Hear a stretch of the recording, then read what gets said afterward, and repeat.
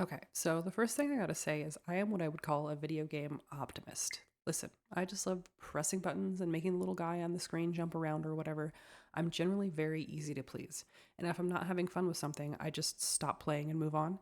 It takes something pretty egregious to get me actually riled up about a video game, especially one that hasn't come out yet. So if you came into this video seeking or expecting a lot of heavy criticism or concern about the Veilguard stuff we've seen so far, this might not be the one for you.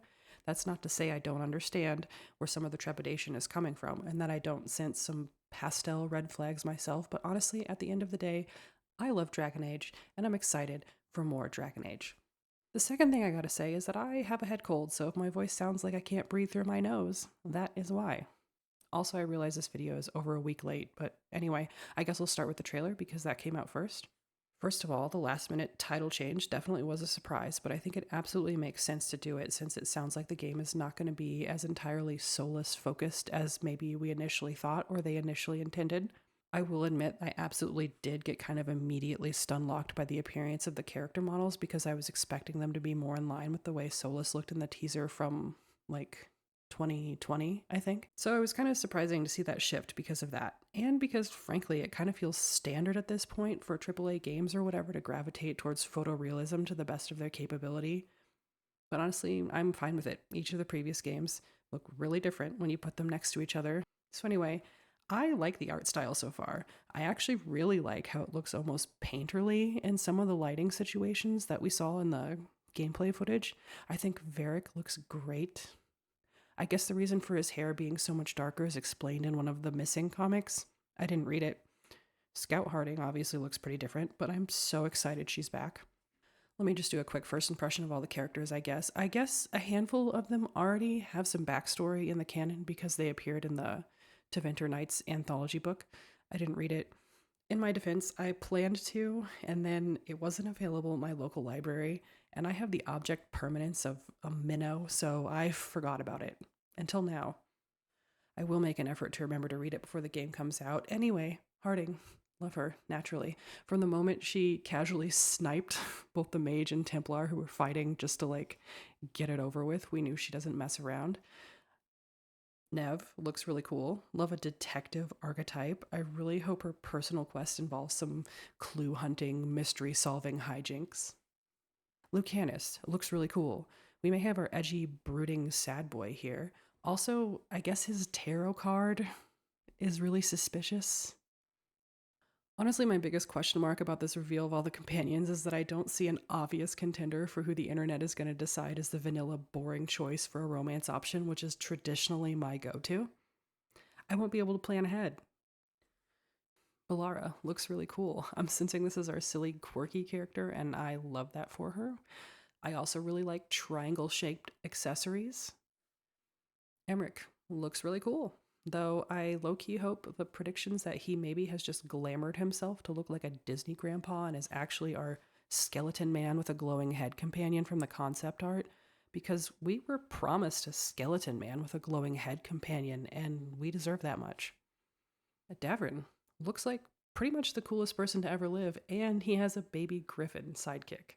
I actually love how quickly and casually BioWare have just confirmed the existence of at least one living griffin here when it's been like a major point of hope and speculation amongst Dragon Age enjoyers for so long. Also, I guess the devs confirmed you can pet them and hug them, so game of the year. It's over. Tosh? Looks so cool I can't stand it. A crystal horn, all that jewelry, dual wielding axes or whatever. Also, from the Lord of Fortune faction, apparently, which the visual aesthetic for them basically just looks like cool, sexy pirate. Come on. Okay, so the thing about the trailer in general is that, yeah, I agree. It feels like it's the trailer for some kind of Overwatch like. It's probably confusing if you didn't already know that that's not what this is going to be. Like, if you have no familiarity with Dragon Age at all.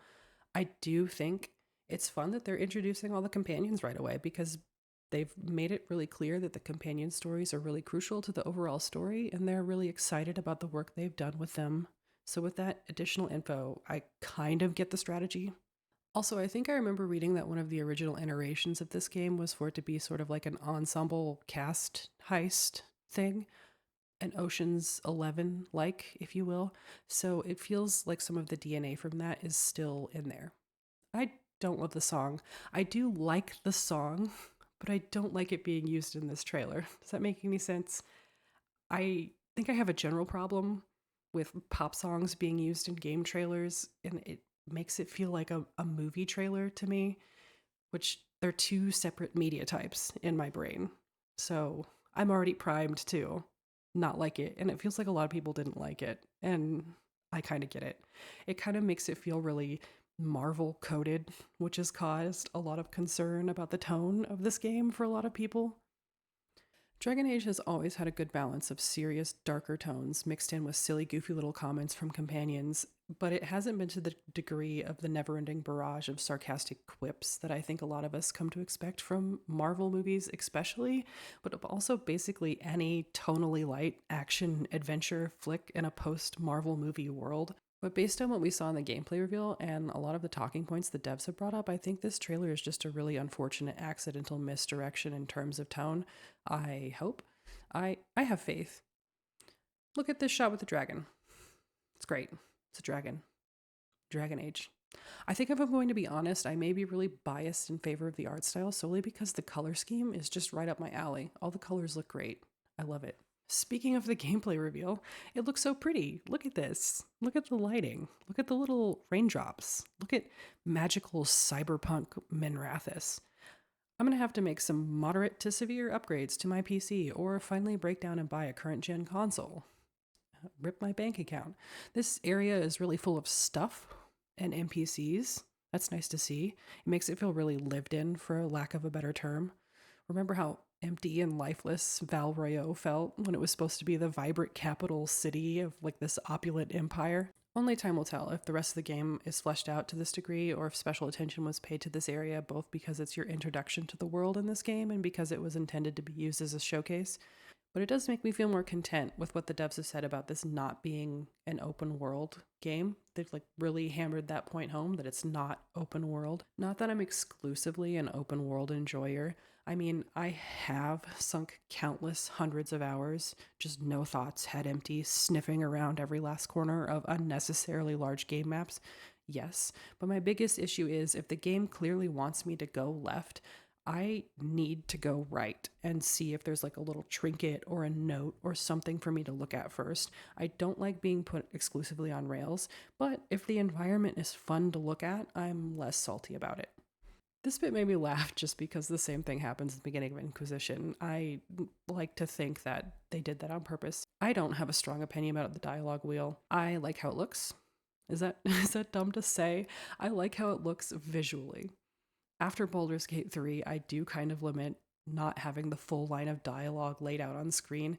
The tone indicator helps a little bit, but I ran into this problem, as did many other people, all the time in Inquisition, where I unintentionally say something really rude because the 2 to 3 little word preview wasn't really clear. But if we're being real, I still ran into that problem in Baldur's Gate because oftentimes I assumed a dialogue choice was meant to be playful or lightly sarcastic, and then a companion got mad.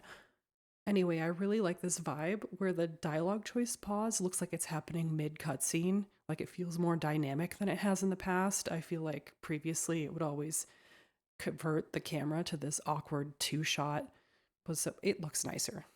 The combat, I know, is a sticking point for a lot of people, and I get it. If you're a turn based or tactical pause game person, I can see how disappointing it must be for Dragon Age to not return to its roots.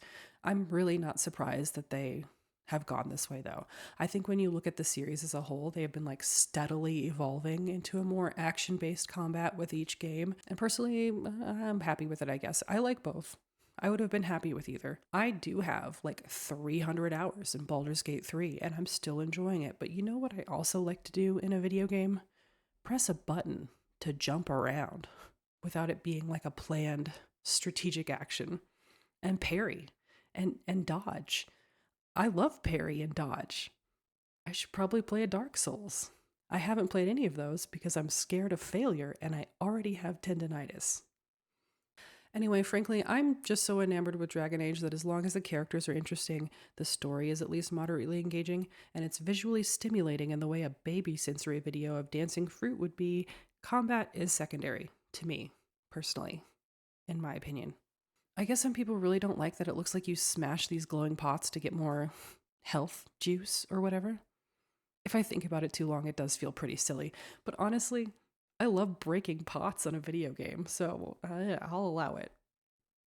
I like the implication here that there's probably going to be a good amount of zip zapping through the Alluvians in this game. It's a perfect lore friendly excuse for fast travel. I'm kind of glad to see the war table gone. I'm excited to see all the new different areas of Thedas we've never been to before. I hope we get to go to a beach.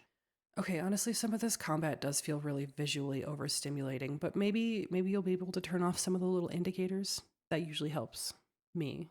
It looks like we've got some official big boy bosses in this game, like health bar at the top of the screen bosses.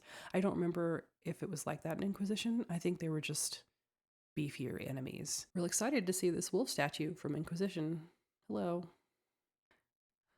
I know my Inquisitor said he was going to try to save slash redeem Solus or whatever at the end of the Trespasser DLC, but now that he's exploded Bianca, I'm heavily reconsidering. I don't know enough about ancient elven lore in this series to speculate on who these two are, but they look kind of scary, and I don't think they're going to be nice. So I'm assuming they're going to be our additional big bads beyond Solus, or perhaps like Solus will realize he's done a real big whoopsie and come back and be an ally. That would be fun. But anyway, I'm really excited to find out. But yeah, look at this. 2024, this year. Dragon Age 4 is real after all this time. I'm very excited. I don't know if I'll make any more videos like this before it comes out, or if I'll make any more videos like this in general, but I felt the urge to do this one, so here it is. It's funny, after years of scrounging for any scrap of info available about the development progress of this game, now that we have this little snippet and some general info and a release window, I think I'm actually done seeking out information and speculation about it. I'm not normally like an extreme spoilers averse person, but I had the whole Solus thing spoiled for me mid playthrough of Inquisition because I dug around online looking for lore and whatever too much, so I'm trying to not have that happen to me this time. I'll definitely be playing the game like immediately when it comes out. But yeah, until then, bye.